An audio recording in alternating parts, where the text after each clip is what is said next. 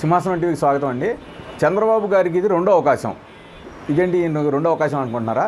విషయం ఏంటంటే ఆంధ్ర తెలంగాణ రెండు రాష్ట్రాలు విడిపోయినప్పుడు రెండు రాష్ట్రాలకు సంబంధించిన ఆస్తులు అప్పులు పంపకం అనేది కొన్ని రూల్స్ గైడెన్స్ పెట్టారు పంపకం కోసం అని చెప్పేసి. అయితే దీన్ని అనుసరించి పంపకాలు జరగాల్సిన విధానంలో అక్కడ చంద్రబాబు నాయుడు ముఖ్యమంత్రి రావడం, ఇక్కడ కేసీఆర్ ముఖ్యమంత్రి రావడం, తర్వాత ఈ ఓటుకు నోటు కేసు ఒకటి రావడంతో చంద్రబాబు నాయుడు అప్పుడు ఈ ఆస్తుల పంపకం విషయంలో అంతగా జోక్యం చేసుకోలేకపోయారు. అక్కడ ఆయన ఏదో పరిపాలన చేశాడు. తర్వాత జగన్మోహన్ రెడ్డి గారు సీఎం అయిన తర్వాత ఆయన కేసీఆర్ గారు మంచి దోస్తులుగా ఉండటం వల్ల ఆయన మాట్లాడలేకపోయారు. చంద్రబాబు నాయుడు గారికి ఇప్పుడు మళ్ళీ రెండో అవకాశం వచ్చింది.